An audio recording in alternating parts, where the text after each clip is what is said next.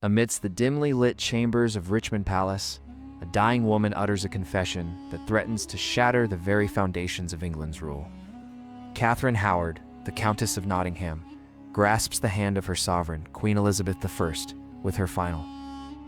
Faltering breath, she unveils a secret, long-hidden and intercepted message, and a ring from the Earl of Essex, containing a plea for mercy that Elizabeth had never known existed.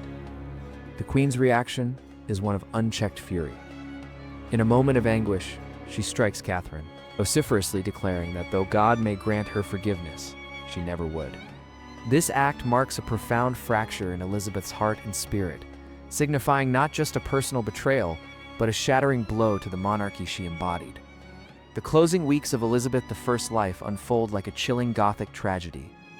The Virgin Queen, once celebrated for her triumph over the Spanish Armada and her empire-building prowess, would ultimately meet her end, refusing the solace of rest for 4 arduous days. The visage, once immortalized in a brilliant palette of white and gold, would begin to betray the decay that lurked beneath layers of toxic paint. Her corpse would later grotesquely rupture within its coffin. By February 1603, Elizabeth had reached the age of 70, her vitality waning. The confession from Catherine Howard was not merely an act of betrayal, but the unfolding of a revelation that shattered her. The French ambassador described her descent into deep melancholy, with conceit of her own death. Her ladies-in-waiting discovered her motionless for hours, lost in a staring gaze, tears flowing without discernible cause. In her last days, the specter of guilt resurfaced ghosts from her past, clawing at her conscience. She mourned for Mary, Queen of Scots, adamantly asserting she had never approved of her cousin's execution 16 years prior. With equal anguish, she recalled Lady Catherine Grey, who had perished while imprisoned under Elizabeth's orders, her grandson now circling like a vulture above the throne. As her mental state deteriorated, her frail body followed suit. What began as a simple winter illness transformed into a nightmare. Chroniclers noted a severe deflection in the throat, likely a quinsy abscess, causing her throat to swell painfully shut. Her teeth, ravaged by sugar and mercury, had turned black, and the infection spread menacingly to her neck, rendering her unable to eat or drink. The horrifying revelation came when her coronation ring, worn since 1558, became fused to her flesh. Physicians had to pry it off, gold entwined to her very bone. Camden observed that this act presaged the dissolution of her marriage to the kingdom, the symbols of her reign breaking in tandem with her body. Her doctors observed a slew of symptoms they dared not share while she lived: dark urine stemming from kidney failure, limbs swollen from fluid retention, and breath that rattled ominously. Pneumonia filled her lungs, and she began to drown internally. Seizures, akin to illness, racked her body, her eyes rolling back in distress. Modern diagnoses would attribute these symptoms to the neurological damage inflicted by lead poisoning.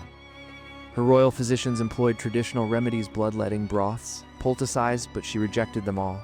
Paranoid, convinced they sought her death, she refused sustenance and medication alike, subsisting solely on sugared water for 3 days.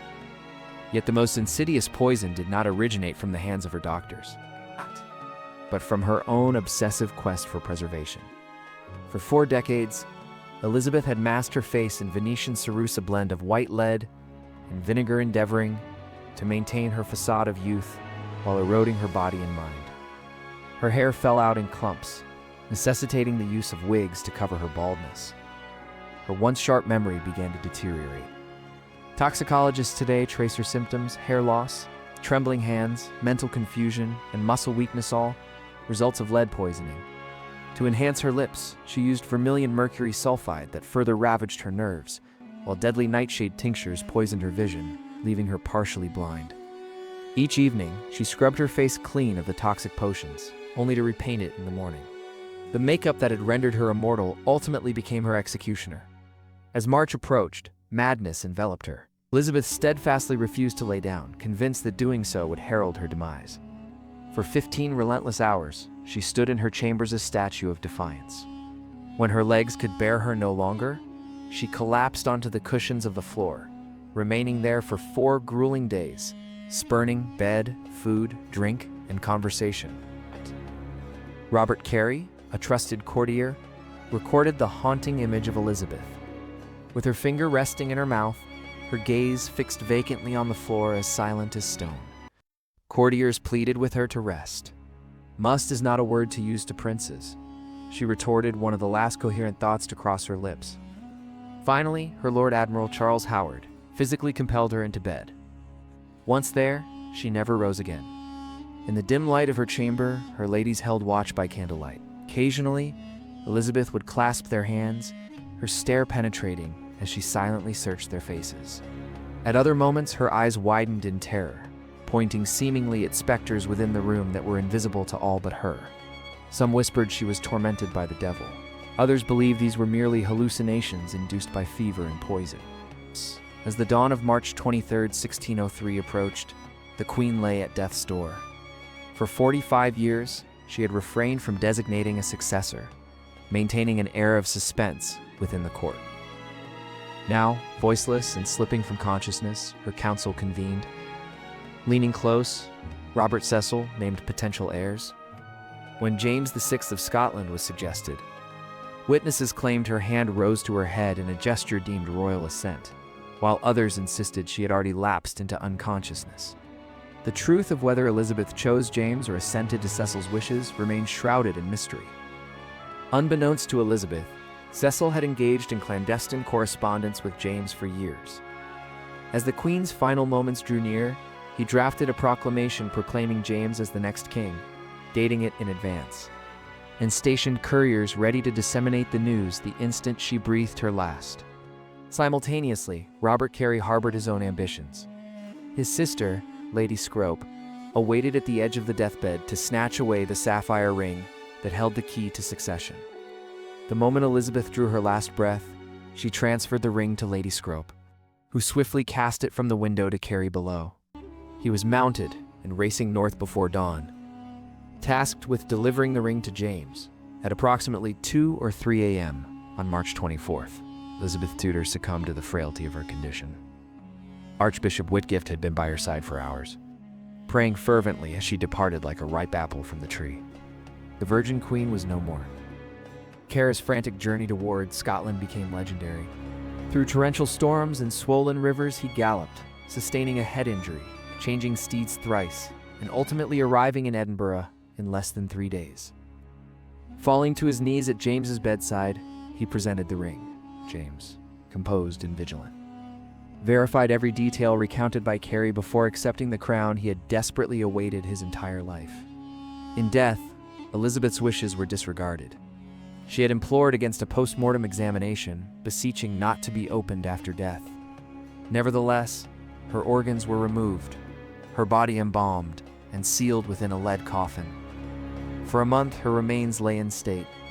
During her funeral procession on April 28th, a loud crack resonated from the coffin as the lead encasing burst from the pressure of decomposition gases. Her body had literally exploded within its tomb. Da-da-da-da. As attendants continued their grim task, thousands mourned, oblivious to the horrors concealed within. The monumental funeral itself was a spectacle. London was engulfed in mourning. Bells tolled from every parish, processions stretching a mile bore her effigy lifelike, painted in deadly white lead, adorned with a silk wig of red hair and crimson velvet robes. It was the Elizabeth she wished the world to remember, regal, eternal, and untouched. John Stowe noted the profound sorrow, describing such sighing and weeping as never before known. Yet amid the grand display was an undercurrent of relief. England had a king again. A clear succession marked the end of anxiety. When embalmers set to prepare her, they uncovered the shattered reality beneath the celebrated myth. The once vibrant white paste flaked away, revealing gray, decayed skin.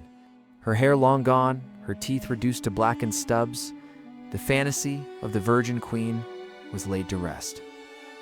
Initially interred in her grandfather Henry VIII's vault, her remains were later moved by James to share a tomb with her half-sister.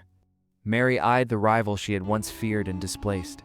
The inscription reads, "Partners in throne and grave.